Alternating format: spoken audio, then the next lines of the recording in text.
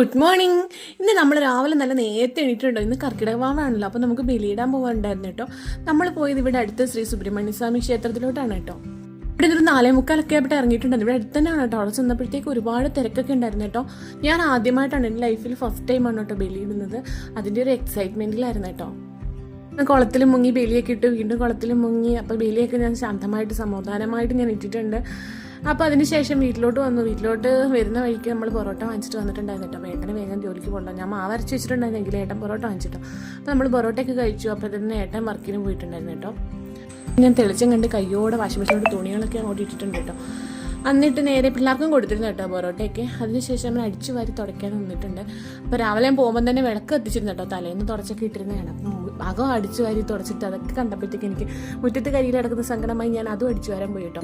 പിന്നെ ഞാൻ എന്ന് ചായ ഇട്ടാലും കുറച്ച് പാലങ്ങനെ മാറ്റി വെക്കാറുണ്ട് കേട്ടോ, എനിക്ക് ഉറ ഒഴിക്കാനാണ് കേട്ടോ.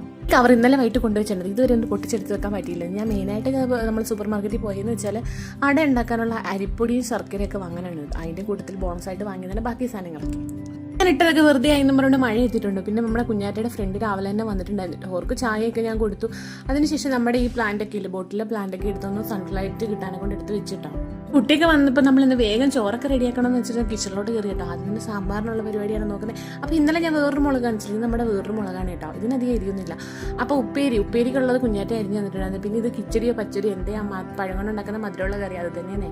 അപ്പോൾ അതിനുള്ള പഴം വേവിച്ച് പിന്നെ നമ്മൾ റൈസ് കുക്കറിൽ അരി വെച്ചിട്ടുണ്ട്. അപ്പോൾ അതും വെന്തിട്ടിട്ടുണ്ട് കേട്ടോ. അപ്പോൾ എന്ത് പെട്ടെന്നല്ല ഇതിൽ കാണുമ്പോൾ പണി നടക്കുന്നത്.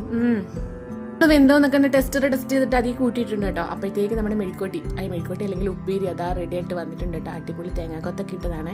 പിന്നെ നമ്മൾ ഉണ്ടാക്കുന്നത് സാമ്പാറിന് കടുവർക്ക്. ഈ സാമ്പാറിന് കടുവർക്കുന്ന ടൈമിലാണ് കേട്ടോ വെണ്ടയ്ക്കൊക്കെ ഞാൻ ചേർക്കാറുള്ളത്. അപ്പോൾ നമ്മുടെ പഴം അതാ അടുപ്പത്തോട്ട് വെച്ചിട്ടുണ്ട്. ചിക്കനൊന്നും എടുക്കുന്നില്ലെന്ന് കരുതി കേട്ടോ. അപ്പോൾ വേറെ 2 കുട്ടികൾ വരുന്നുണ്ട്. അപ്പോൾ അവർ ചിക്കനൊക്കെ കഴിക്കില്ല. അപ്പോൾ നമ്മൾ വേഗം ചിക്കനും കൂടെ ഫ്രിഡ്ജിൽ നിന്ന് എടുത്തിട്ടുണ്ട് കേട്ടോ. പിന്നെ ഇത് നമ്മുടെ മധുരമുള്ള കറിയില്ലേ, അത് നമ്മൾ കടുവറുക്കണം കേട്ടോ. നമ്മൾ ചീരുള്ളിയൊക്കെ ഇട്ട് കടുവറുത്താണ് അതിൻ്റെ മുകളിലോട്ട് കണ്ടുപിടിച്ച് നല്ല ഭംഗിയുണ്ട് കാണാനല്ലേ. പിന്നെ പപ്പടം കൂടെ പൊളിച്ചേട്ടോ. പിന്നെ നമ്മൾ ചിക്കനുള്ള പരിപാടിയാണ്. ചിക്കനൊക്കെ വഴറ്റി വേഗം ചിക്കൻ നല്ല റോസ്റ്റായിട്ടാണ് കേട്ടോ എടുക്കുന്നത്. അപ്പോൾ നമുക്ക് സാമ്പാറൊക്കെ ഉണ്ടല്ലോ. പിന്നെ മക്കൾക്ക് അധികം ചാറൊന്നും വേണ്ട. പിന്നെ ആദ്യം നമ്മൾ മാറ്റി വെക്കാൻ ഇന്ന് കർക്കിടക വരെ മാറ്റി വെച്ചിട്ടുണ്ട്. അപ്പോൾ ആദ്യം ഒരാളെ കണ്ടുള്ളൂ കേട്ടോ. ബാക്കി ഉച്ചയായപ്പോഴത്തേക്ക് 2 ഫ്രണ്ട്സ് കൂടെ വന്നിട്ടുണ്ട് കേട്ടോ. അവരും ജോയിൻ ചെയ്തു. പിന്നെ അവരവിടെ നിന്ന് കഴിക്കുന്ന TV കാണാനുള്ള സൗകര്യത്തിനാണ് കേട്ടോ. ഞാൻ മേശയിലിരിക്കാൻ പറഞ്ഞിട്ട് അവർക്ക് TV കാണണമെന്ന് പറഞ്ഞ് കാർട്ടൂൺ കണ്ടിരിക്കുക. പിന്നെ ഇതിനിടയ്ക്ക് കുറേ കലാപരിപാടി ഉണ്ടായിരുന്നു. വൈകിട്ടായപ്പോഴാണ് കേട്ടോ ഇതൊക്കെ.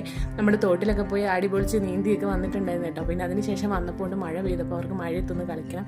പിന്നെ അവരൊരു 7 മണിക്കായപ്പോഴത്തേക്ക് പോയിട്ടുണ്ടായിരുന്നു കേട്ടോ. അതിനുശേഷം നമ്മൾ അടയൊക്കെ ഉണ്ടാക്കി വിളക്കൊക്കെ കത്തിച്ച് ഇന്നത്തെ ദിവസം അങ്ങനെ സന്തോഷമായിട്ട് കഴിഞ്ഞിട്ടുണ്ട്. Okay, bye, thank U.